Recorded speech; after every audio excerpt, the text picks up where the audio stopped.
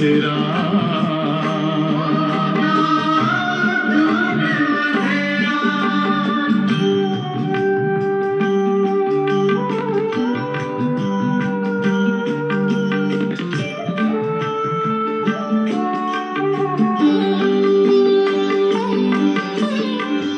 तुम हो आत्मा तन से न्यारे, परमात्मा को प्यारे।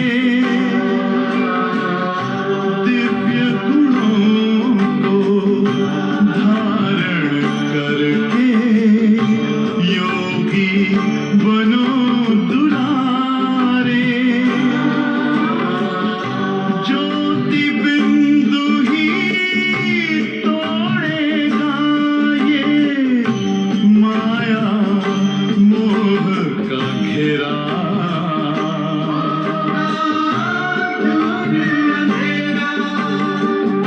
अंतर मन में ज्योति जगा लो, होगा दूर अंधेरा।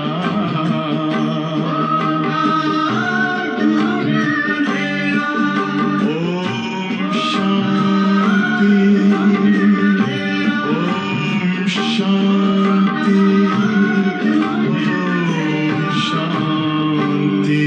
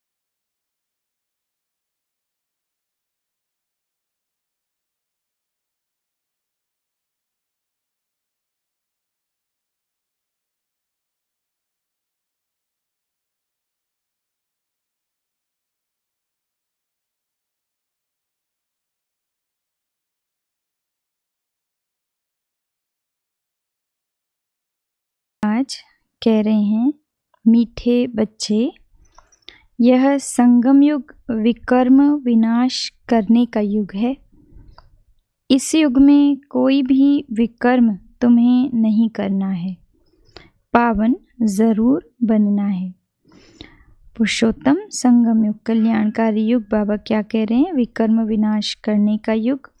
यहाँ कोई भी विकर्म नहीं करने हैं, पावन बनना है।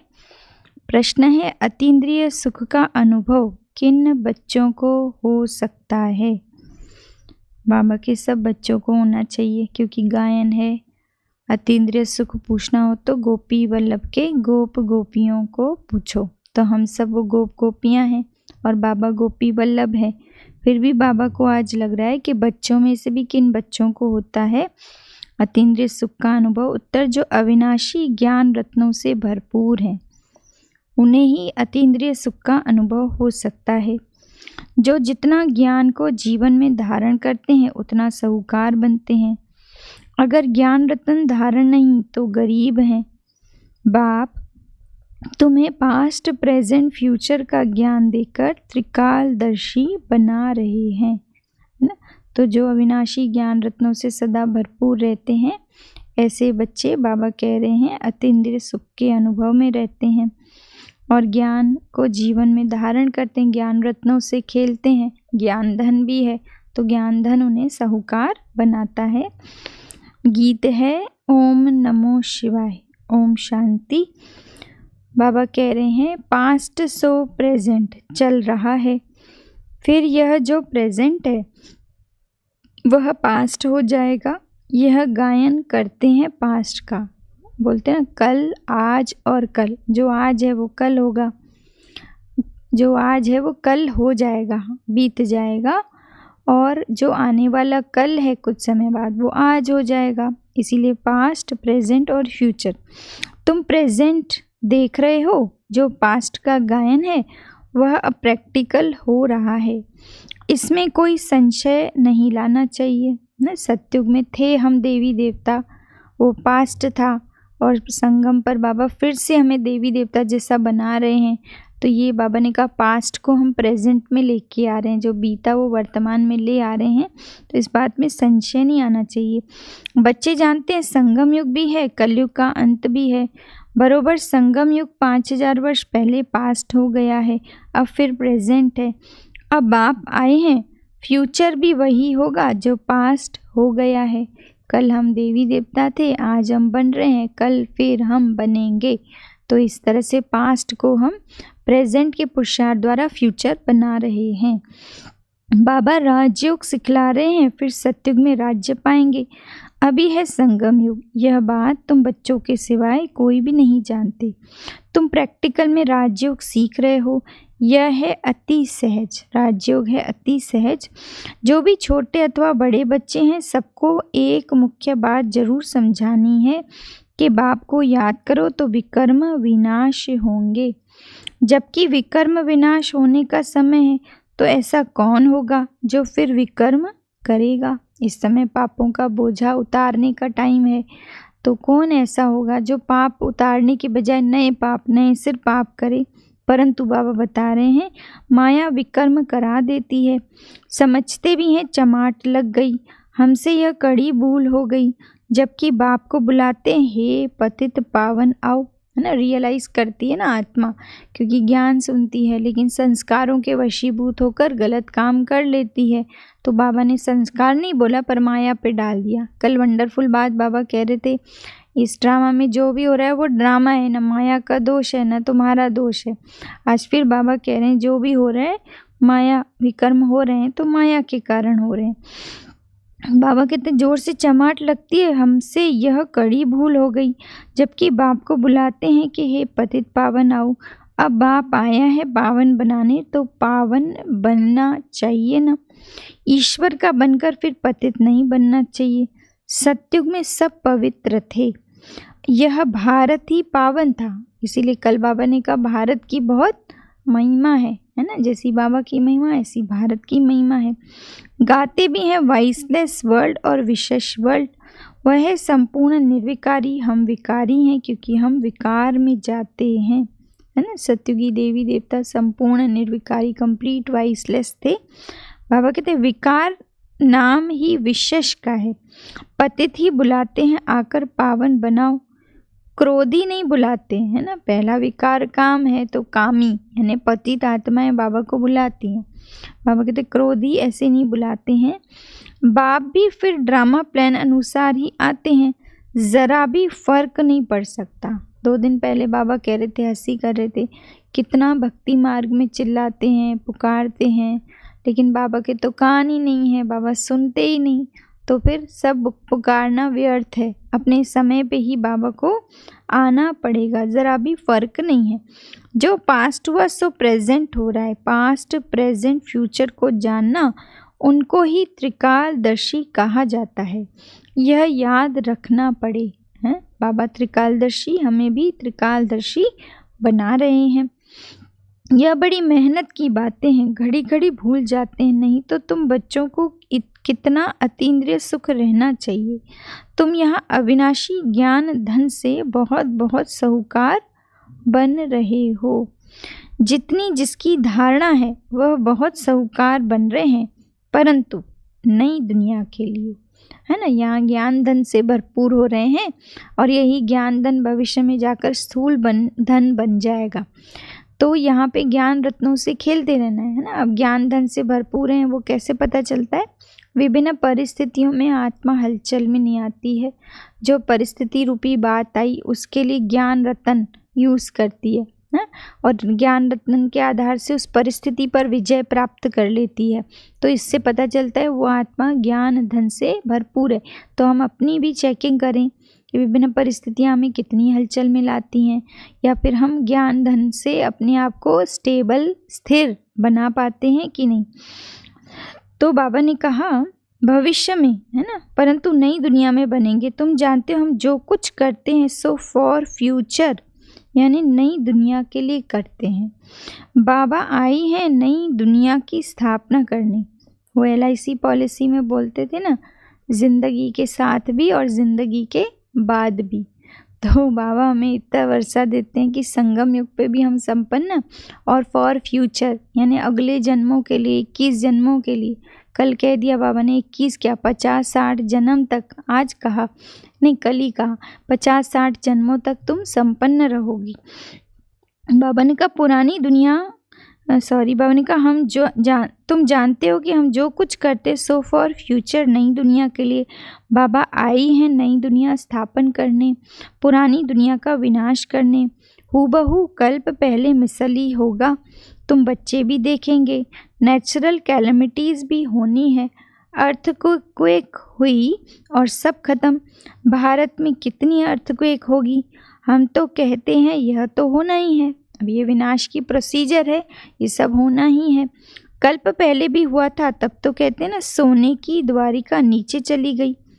बच्चों को यह अच्छी रीति बुद्धि में बिठाना चाहिए कि हमने 5000 वर्ष पहले भी यह नॉलेज ली थी, इसमें ज़रा भी फ़र्क नहीं है। बाबा 5000 वर्ष पहले भी हमने आपसे वर्षा लिया था, हमने अनेक बार आपसे वर्षा लिया है, उनकी गिनती नहीं हो सकती है ना। हर बार कितनी बार 5000 वर्ष का ड्रामा ये रिपीट हो चुका है, और अनेक बार हमने वर्षा लिया है। कितनी बार तुम विश्व का मालिक बनते हो, फिर फ़कीर बन जाते हो, अमीर बाबा बनाते हैं, फिर माया गरीब बना देती है। इस समय भारत पूरा ही फ़कीर है, जो पावन था, संपन्न था, सोने की चिड़िया था, और वही बाबा कहते गरीब फ़कीर एकदम कंगाल बन गया है। तुम लिखते भी हो ड्रामा प्लान अनुसार, अब ये होना, ये भी साइकिल है, भारत को गिरना ही है। वह ड्रामा अक्षर नहीं कहते हैं, उनका प्लान ही अपना है।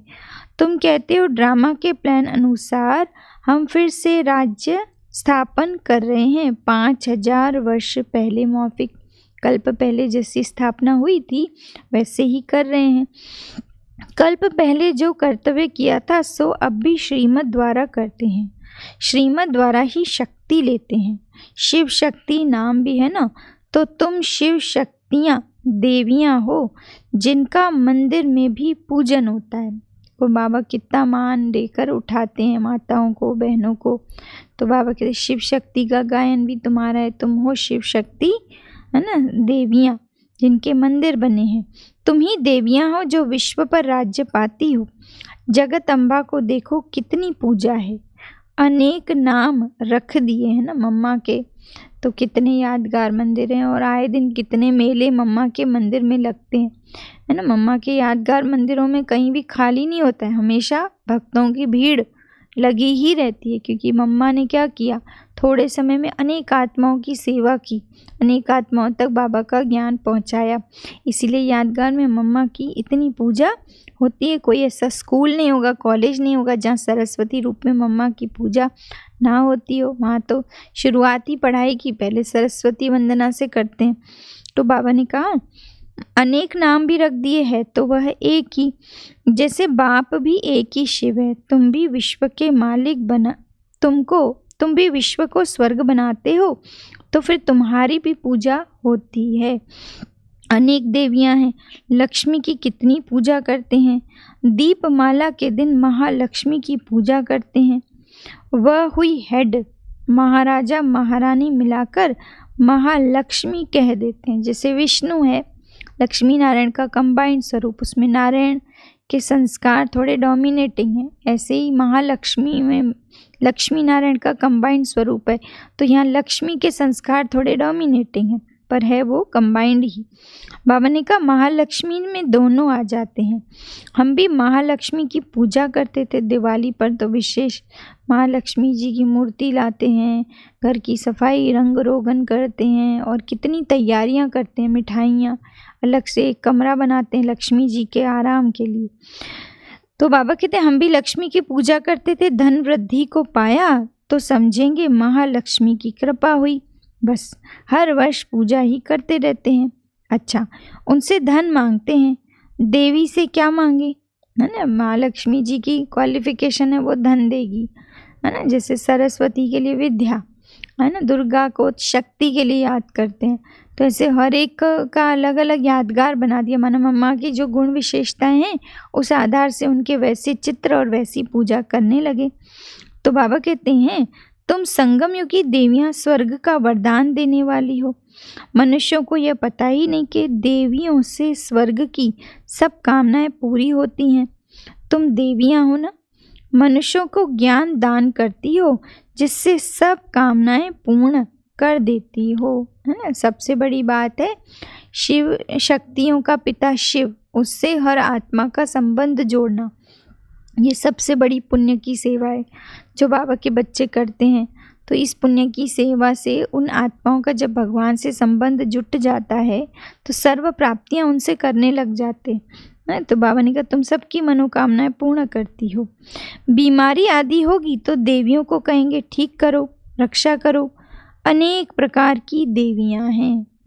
तुम हो संगम युग की शिव शक्तियां देवियां। तो संगम युग का यादगार भी है ना, एक देवी ब्रह्मचारिणी के रूप में दिखाया ना, ज्ञान गंगा के रूप में दिखाया, उसको साधारण सफ़ेद पोशदारी वस्त्र में ही दिखाते हैं।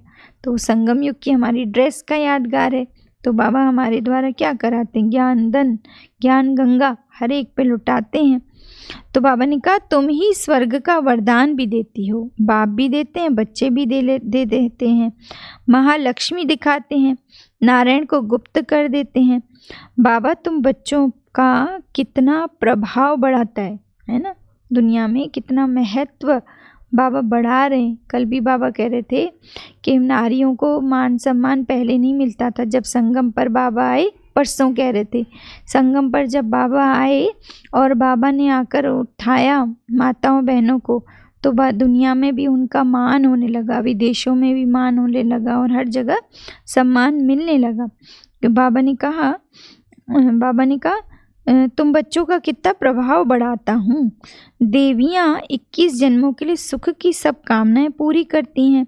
लक्ष्मी से धन मांगते हैं, धन के लिए मनुष्य अच्छा धंधा आदि करते हैं। तुमको तो बाप आकर सारे विश्व का मालिक बनाते हैं, अथाह धन दे देते हैं ना, बाबा संपन्न कर देते हैं। श्री लक्ष्मी नारायण विश्व के मालिक थे, अभी कंगाल बन पड़े हैं। तुम बच्चे जानते हो राजाई की फिर कैसे धीरे धीरे उतरती कला होती गई। लक्ष्मी नारायण की कैसे धीरे धीरे नीचे उतरे, कितने संपन्न थे, सतयुग में थे, बाबा कहते उतरती कला में आ गए। पुनर्जन्म लेते लेते कला कम होते होते अभी देखो कैसी हालत आकर हुई है, जिसको बाबा बोलते हैं सतयुग में 16 कला, त्रेता में 14, द्वापर में 8 और कलयुग में आके कला काया सब चट हो गई, है ना। माया ने क्या किया, सब खत्म कर दिया। इसलिए बाबा कह रहे हैं क्या हालत हो गई है। यह भी नई बात नहीं है, हर 5000 वर्ष बाद चक्र फिरता ही रहता है ना, ड्रामानुसार ऐसा होता ही है। अभी भारत कितना कंगाल है, रावण का राज्य है, कितना ऊंच नंबर 1 था, अभी लास्ट नंबर हुआ है। लास्ट में न आए तो नंबर 1 में कैसे जाए, हिसाब है ना। तो बाबा कहते धीरज से अगर विचार सागर मंथन करें तो सब बातें आपे ही बुद्धि में आ जाएंगी। कैसे देवी देवता नंबर 1 से नंबर लास्ट में आ गए, है ना। कैसे ये चक्र फिरता है, कैसे इतनी आत्माएं इसमें आती जाती हैं, कहाँ 9 लाख और कहाँ 750 करोड़ से ज़्यादा संख्या हो गई, जनसंख्या। तो ये कैसे होता है पूरा साइकिल। बाबा कहते हैं जब एकांत में विचार सागर मंथन करें तब बुद्धि में सारी बातें हैं। कितनी मीठी मीठी बातें हैं। अभी तो तुम सारे सृष्टि चक्र को जान गए हो। पढ़ाई सिर्फ स्कूल में नहीं पढ़ी जाती है, टीचर सबक देते हैं घर में भी पढ़ने के लिए, जिसको होमवर्क कहते हैं। स्कूलों में होती है 2 अलग कॉपियाँ होती हैं, class work and homework. Class work copy अलग, होमवर्क कॉपी अलग। स्कूल में टीचर क्या पढ़ा रही है वो अलग डायरी में नोट करते हैं और होमवर्क की डायरी अलग बनाते हैं। यहाँ पे भी बाबा मुरली पढ़ाते हैं जब, तो हम डायरी में नोट करते हैं और एक चार्ट की डायरी हमारी अलग हो, जिसमें हम सारे दिन का समाचार बाबा को दिल खोल करके दें, अच्छे से लिखें। तो बाबा वही कहते हैं, बाबा होमवर्क देते हैं, बाप भी तुमको घर के लिए पढ़ाई देते हैं, दिन में भल धंधा आदि भी करो, शरीर निर्वाह तो करना ही है ना, है ना। ये टाइमिंग्स तो बाबा ने कहा चलो आप बिजी हो। अमृत वेले तो सबको फुर्सत रहती है, सुबह सुबह कौन सी दुकानें खुलती हैं, सुबह सुबह कौन सा स्कूल खुलता है जो बच्चों को छोड़ना है, सुबह तो फुर्सत है, केवल नींद है, उस नींद को जीतना है, विजयी बनना है, इसीलिए अमृत वेले तो फुर्सत है। सवेरे सवेरे 2-3 बजे का टाइम बहुत अच्छा है, उस समय उठकर बाप को प्यार से याद करो। क्या कह रहे हैं बाबा, 2 बजे नहीं तो 3 बजे उठ कर के प्यार से बाबा को याद करो। बाकी इन विकारों ने ही तुम्हें आदि मध्य अंत दुख दिया है। रावण को जलाते हैं परंतु इसका भी अर्थ कुछ जानते नहीं, बस सिर्फ परंपरा से रावण को जलाने की रस्म चली आई है ना। विकारों की का यादगार है रावण, उसको जलाते हैं वर्ष वर्ष। बाबा कहते कितना जला ले रावण मरेगा नहीं। बाबा हमारे अंदर के रावण को योग अग्नि से जलाना सिखाते हैं, वरना बुराइयों को, विकारों को, मोटे 5 विकार काम क्रोध लोभ मोह, कैसे इन्हें नष्ट करें। बाबा ने कहा बस सिर्फ परंपरा से रावण को जलाने की रस्म चली आई है, ड्रामा अनुसार यह भी नूंद है। रावण को मारते आए हैं परंतु रावण मरता ही नहीं है, कितना जला लें वो। पहले के ज़माने में तो एक शहर में एक ही बड़ा सा रावण बनाते थे और उसको जलाते थे। अब जगह जगह बनाते हैं, बहुत सारे रावण बनाते हैं और बहुत सारे लोग देखने जाते हैं। तो पहले बाबा बोलते हैं कि अभी बहुत सारे रावण बेस बदल कर हो गए, मतलब हर आत्मा के अंदर रावण है, बुराई है, विकार है। उस रावण को मारने की मेहनत हम सबको करनी है, उस रावण को समाप्त करना है। वो केवल बाबा करना सिखाते हैं, उस रावण को जलाने से रावण मरने वाला नहीं है। अभी तुम बच्चे जानते हो ये रावण को जलाना बंद कब होगा, है ना। सत्युग में थोड़ी रावण को जलाएंगे, वो तो पता होगा। तुम अभी सच्ची सच्ची सत्यनारायण की कथा सुनते हो, तुम जानते हो कि हमको अभी बाप से वर्षा मिलता है। बाप को न जानने के कारण ही सब निधन के बन पड़े हैं। बाप जो भारत को स्वर्ग बनाते हैं उनको भी नहीं जानते। अब यह भी ड्रामा की नूंद है, भूलते हैं बाबा को, इसीलिए भूलें होती हैं। फिर बाबा आकर भूल बनाते हैं, अपनी याद दिलाते हैं, तब परिचय मिलता है। सीढ़ी उतरते तमोप्रधान बने तब तो फिर बाप आए ना, परंतु अपने को तमोप्रधान समझते थोड़ी हैं। बाबा कहते हैं इस समय सारा झाड़ी जड़ जड़ी भूत अवस्था को पाया हुआ है ना, एकदम कलयुगी रूपी झाड़। इसीलिए बाबा कल कह रहे थे कि बाबा सतयुगी सैपलिंग लगा रहे हैं और उस सतयुगी सैपलिंग का झाड़ तैयार कर रहे हैं। जैसे ही वो झाड़ तैयार हो जाएगा तैसे ही पूरी दुनिया विनाश हो जाएगी। तो बाबा ने कहा एक भी, बाबा कहते हैं इस समय सारा झाड़ जड़ जड़ी भूत अवस्था को पाया है, यहाँ एक भी सत्तो प्रधान नहीं। सत्तो प्रधान होते ही हैं शांतिधाम सुखधाम में, अभी हैं तमो प्रधान। बाबा ही आकर तुम बच्चों को अज्ञान नींद से जगाते हैं।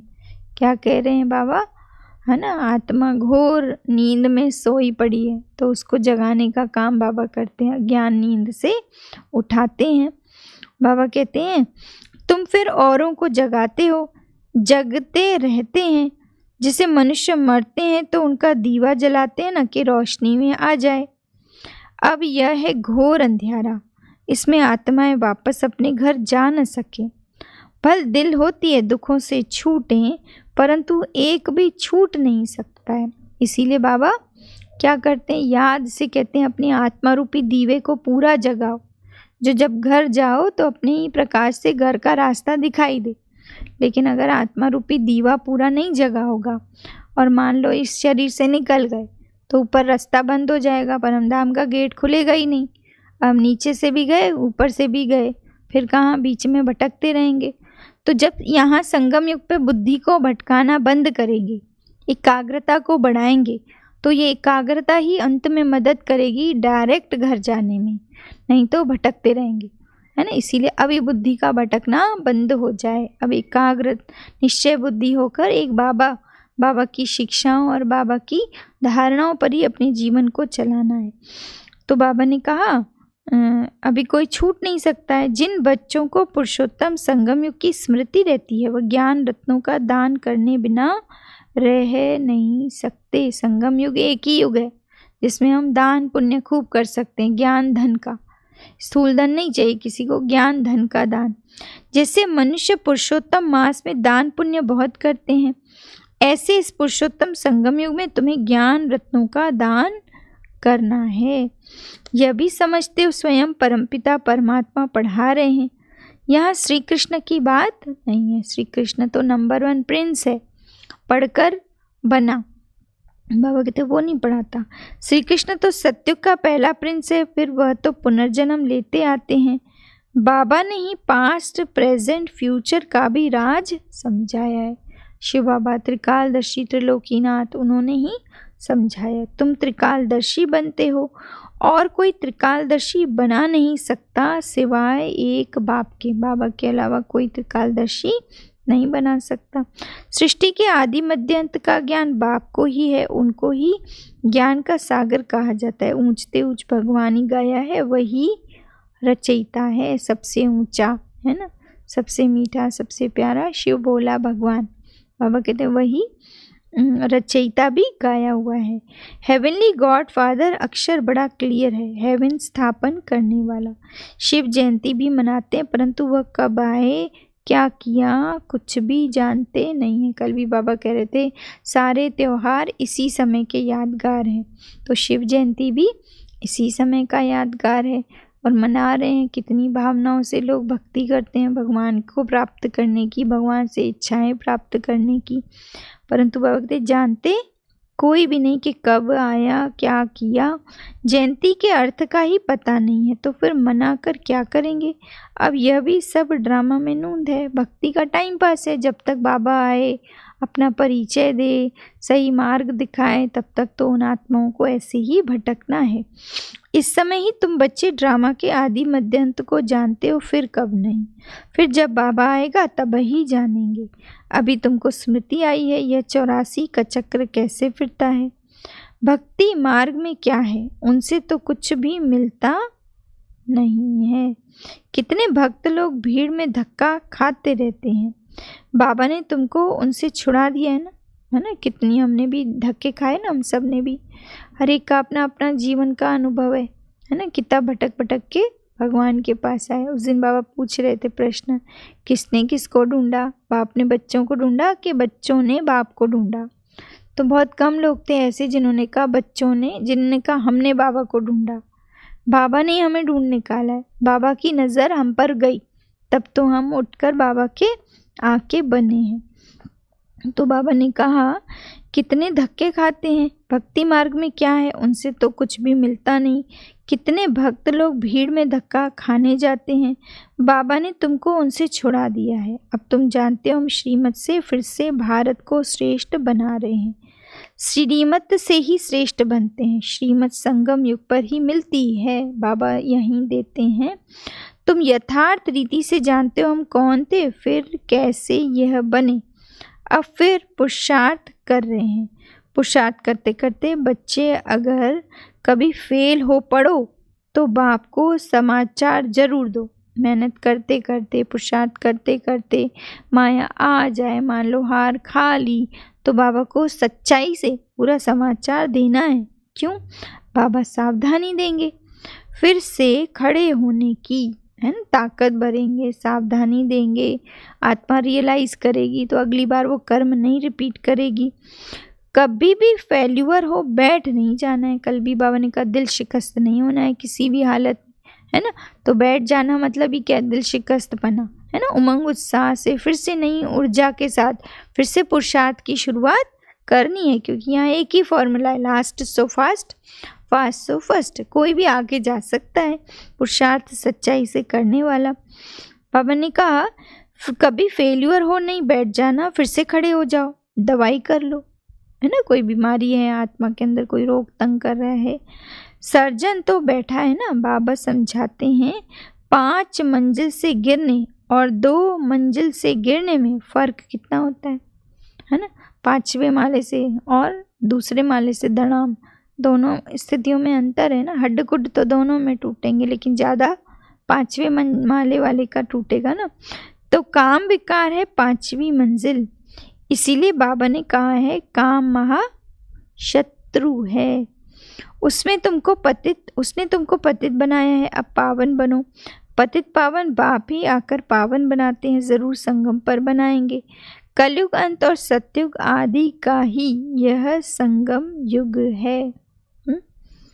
बच्चे जानते हैं, अब बाप हम भी कलम लगा रहे हैं, फिर पूरा झाड़ यहाँ बढ़ेगा, ब्राह्मणों का झाड़ बढ़ेगा, फिर सूर्यवंशी चंद्रवंशी में जाकर सुख भोगेंगे।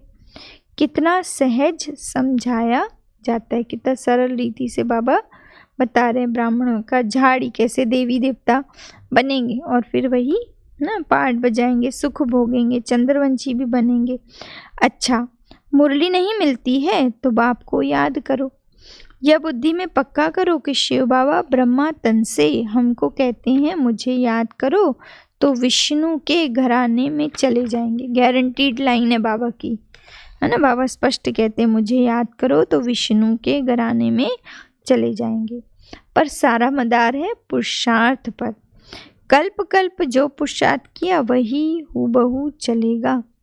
आधा कल्प देह अभिमानी बने हो, अब देही अभिमानी बनने का पूरा पुरुषार्थ करो, इसमें है मेहनत, है ना। मुख्य मेहनत यही है, सोल कॉन्शियस बनने की प्रैक्टिस। सारे कर्म करते हुए आत्मिक स्थिति में स्थित रहें, हमेशा बार बार अपने आप को याद दिलाएं मैं आत्मा हूँ।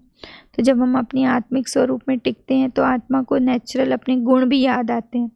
तो जो भी हम कर्म करते हैं उस गुण का इस्तेमाल करते हैं तो उस कर्म को का भी हमें आनंद आने लगता है। लेकिन अगर अपनी गुणों की स्मृति नहीं है, आत्मिक स्मृति नहीं, तो कर्म भी बोझ जैसा लगने लगता है कि जल्दी पूरा हो, ऐसा सोचते हैं। तो बाबा ने कहा अभी देही अभिमानी बनने का पुरुषार्थ करो, इसमें है मेहनत। पढ़ाई तो सहज है, मुख्य है पावन बनने की बात। बाप को भूलना तो यह बड़ी भूल है। लौकिक में देखो और यहाँ अलौकिक। बाबा कौन है? सबसे बड़ी अथॉरिटी, उसको तो कभी भूलना ही नहीं चाहिए, हमेशा साथ में रखना है। शरीर निर्वार्थ धंधा आदि भल 8 घंटा करो, बाकी 8 घंटा याद में रहने के लिए पुरुषार्थ करना है। अभी भी 8 घंटा बच्चा है, 8 घंटा नौकरी, 8 घंटा अन्य कारोबार, नहाना धोना घर की कारोबार सब कुछ, और 8 घंटा प्योर बाबा की याद में रहने का पुरुषार्थ। वह अवस्था जल्दी नहीं होगी एकदम 8 घंटा बैठ जाए आत्मा। ब्रेक चाहिए ना, बीच बीच में मूवमेंट्स करते हैं, उठ के जाते हैं, पानी पी के आते हैं, लेकिन बैठकर 8 घंटे की तपस्या का चार्ट तो बहुत रेयर महारथियों का रहता है। बाबा ने का टाइम लगेगा, जल्दी नहीं जमती। अंत में जब यह अवस्था होगी तब विनाश होगा। कर्मातीत अवस्था हुई फिर तो यह शरीर भी नहीं रह सकेगा, छूट जाएगा, क्योंकि आत्मा पवित्र बन गई ना, मिसमैच हो जाएगा। शरीर पतित, आत्मा पवित्र, इसीलिए वो ठहरेगी नहीं, उड़ेगी। जब कर्मातीत अवस्था हो जाएगी तब लड़ाई शुरू होगी, तब तक रिहर्सल होती रहेगी। कुछ कुछ सुनाई देता है, कहीं कुछ हो रहा है, कहीं कुछ। बाबा कहते हैं जब कंप्लीट हो जाएगा तो एक साथ होगा, अभी थोड़ी थोड़ी है ना हिंट मिलती रहती है। अच्छा, फिर बाबा का याद प्यार, मीठे मीठे सिक्की लदे बच्चों प्रति, माता पिता बाप दादा का याद प्यार और गुड मॉर्निंग। रूहानी बाप की रूहानी बच्चों को नमस्ते। हम रूहानी बच्चों की रूहानी बाप दादा को याद प्यार, गुड मॉर्निंग, नमस्ते नमस्ते नमस्ते। सदा रहेंगे हंसते हंसते और बनेंगे सभी फरिश्ते। शुक्रिया बाबा, शुक्रिया। फिर है मुरली का सार। पहली पॉइंट है, इस पुरुषोत्तम मास में अविनाशी ज्ञान रत्नों का दान करना है ना। हर आत्मा को संगम युग का यादगार है मास। तो बाबा कहते हैं ये वो अधिक मास यानी अधिक वर्ष यानी संगम युग वो चल रहा है, ऐसा पीरियड जब हम भगवान की सानिध्य और पालना में हैं। तो बाबा कहते हैं भगवान से लो और आत्माओं को दो, सब खाली पड़े हैं, उन्हें ज्ञान रतन बांटो। अमृत वेले उठकर विचार सागर मंथन करना है। श्रीमत पर शरीर निर्वाह करते हुए बाप ने जो होमवर्क दिया है वह भी ज़रूर करना है ना। बाबा ने जो होमवर्क दिया, बाबा कहते जरूर करना है। 8 घंटे याद का दूसरा, पुरुषार्थ में कभी थकावट न आए तो बाप को समाचार देकर श्रीमत लेनी है। पुरुषार्थ में कभी थकावट आए तो बाप को समाचार देकर श्रीमत लेनी है। दिल शिकस्तपना आए, उदासी आ जाए, उमंग उत्साह कम हो जाए तो बाबा को सच्चाई से सुनाना है। सर्जन को सब सुनाना है। विकर्म विनाश करने के समय कोई भी विकर्म नहीं करना, अब नया कोई विकर्म ना हो। फिर बाबा का वरदान है, अखंड योग की विधि द्वारा अखंड पूज्य बनने वाली श्रेष्ठ महान आत्मा भव। अखंड योग की विधि द्वारा अखंड पूज्य बनने वाली श्रेष्ठ महान आत्मा भव। बाबा कहते हैं आजकल जो महान आत्माएं कहलाती हैं उन्हों के नाम अखंडानंद आदि करते हैं, लेकिन सब में अखंड स्वरूप तो आप हो। अखंड का मतलब होता है जो खंडित नहीं होता है, जो एक रस है सदा। तो बाबा कितना अच्छा है, पहले से ही बोल दिया अखंड तो आप हो।